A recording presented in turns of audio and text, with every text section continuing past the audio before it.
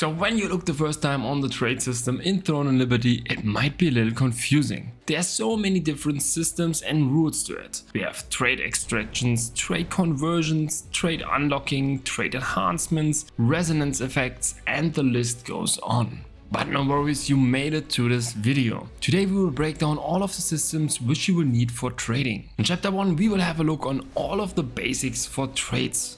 In the second chapter we understand all the rules on how to add and change trades on an item. We will do that together on an example armor piece. Then we will have a look on the newly added trade resonance effect system, and at last we will have a look onto the trade extractions and why they are so important. And with that, welcome to the 7th episode of the starter series for Throne and Liberty. So let's start right away with chapter 1. So what are trades? Trades are basically additional stats which you can put onto your items. So for example, melee evasion or attack speed. Most of the items can have up to 3 different types of trades, except uncommon items which can only have 2 different trades. But what the tier is heavily influencing is the amount of times you can stack up the same trade on an item. On uncommon gear you can stack up trades 2 times, rare items 3 times, epic and epic 2 4 times. The quality of the trade itself also doesn't change. It doesn't matter if you have a trade on an uncommon gear piece or an epic gear piece. So for example, 1 melee evasion trade gives you always 40 melee evasion. On an uncommon item I can have only 2 times this trade. So 2 times 40 melee evasion, so in total 80 melee evasion. And for an epic item I can have 4 of the same type. So 4 times 40 melee evasion, so 160 melee evasion in total. Okay, now we understood the basics and we can come to chapter 2 and understand how we can actually trade our gear. Okay, so let's try to trade an example armor piece and see how everything works. So let's say we want to trade here our blue gloves. When we click on them, we see that we only have health rank on them right now. Other than that, we have no trade right now on it. Now the first question, what trades can we actually have on that item? So for this we can click here on this small symbol which always shows us the possible trade list for this item. So these 6 trades are all the possibilities we have. But each item has here a different trade list. So checking what kind of trades an item has is really important. So you can do this either in-game, but for theory crafting, for builds and so on, I would highly suggest you taking a separate website. I will link some good ones in the video description. So, but now let's say we want to have melee and ranged evasion as well as melee endurance on our item. So we have to unlock 2 new trades and also change the existing one. So let's start with unlocking the 2 new trades. For this you need the exact same item with the new trade on it. If I want to unlock melee evasion on the gloves, I need the exact same gloves with melee evasion on it. So now I have here 2 times the same gloves with the needed trades on it. Melee evasion and ranged evasion. And now we can add our 2 new trades for a simple fee on it. And this will always work if you have the items for it. But the items will be obviously destroyed. So there is also a second option to unlock your trades on your gear. And that's via the trade unlock stones. So this is only possible for epic items or higher, so we can't do that here on our blue gloves right now.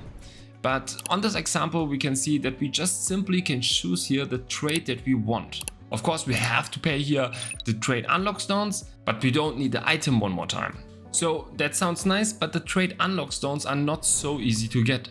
You will get them only through the lithograph book. So if you don't know what it is, to make it short, you just simply put items which you don't need into it.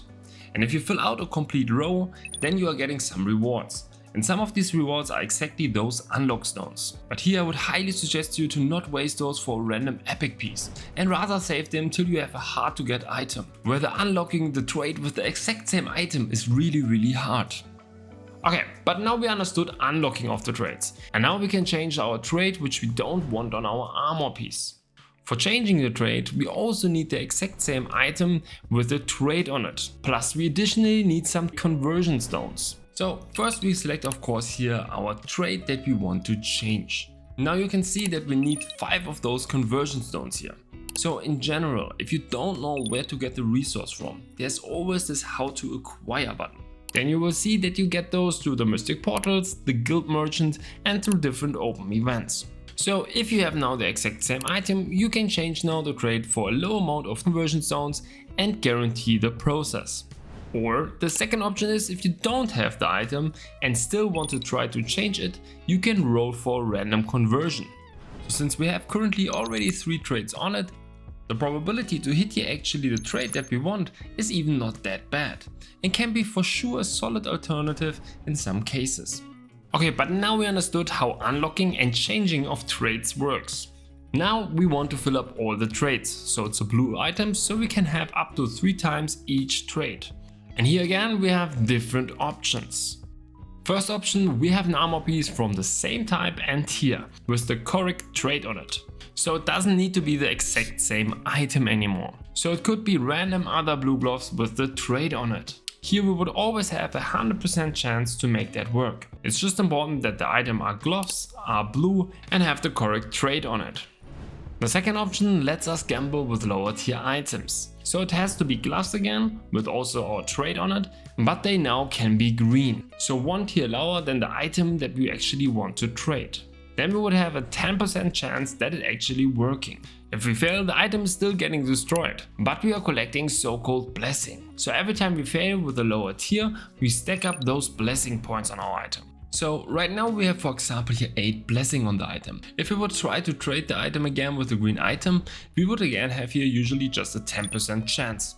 But if you use our blessing, we higher the chance by 8%.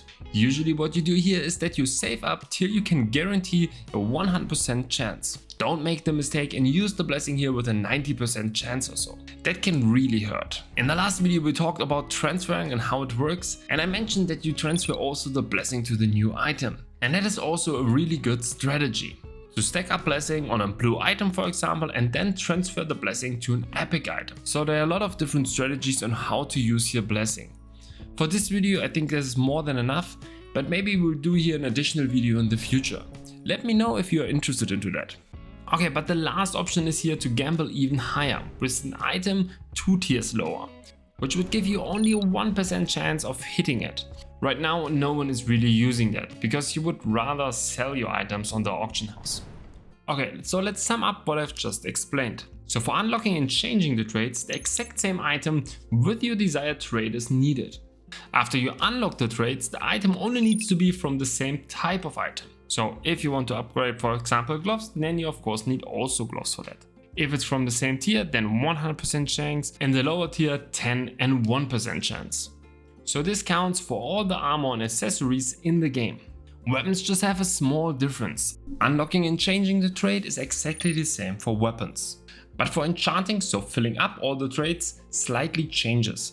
Here you don't even need the same type of weapon anymore. So for example, you can upgrade your sword and shield with a wand. Just for unlocking you really need the exact same weapon. Okay, that's it all for chapter 2. I hope that was understandable. But you better learn that stuff, because that will be for sure content for our exam next week Friday. I know the system can be sometimes really confusing, but hopefully that was understandable. Okay, but before we go to the next chapter, as always, is more reminder that if you want to support me, don't forget to subscribe and like. So let's come to chapter 3, the trait resonance effect. So this is a simple 4th trait on your gear piece, which can be unlocked as soon as you have all the traits maxed out on your armor piece. This counts only for epic or epic 2 pieces. So in our case, our epic helm, we have all the traits maxed out. Now we can unlock our 4th trait. For this we need so-called resonance stones. These we are getting from destroying gear in the substance transformation. To keep the system simple, you just destroy stuff here and transform it into new random items. Some of those new items which you get here are always those fragments. Then you go to the crafter and craft out of those fragments the resonance stones. Okay, but now we have the stones, now we use that on our item. Then it's always rolling a random trait on the item. Now, if the trait is now not fitting or we just want another trait, we have to reroll here again. And of course, again, we need those resonance stones. And it's rolling again out of a pool out of 10 traits. So it will take quite some time till we have rolled here our desired stats, because we can have this 4 stat on each item. I'm really not a fan of this random rolling for stats, but yeah, that's how it is. Okay, now let's come to our last chapter and let's understand trait extractions. So for trading our gear, we learned today that we often need items with a specific trait on it. If we want to unlock or change the trait, it even needs to be the same item.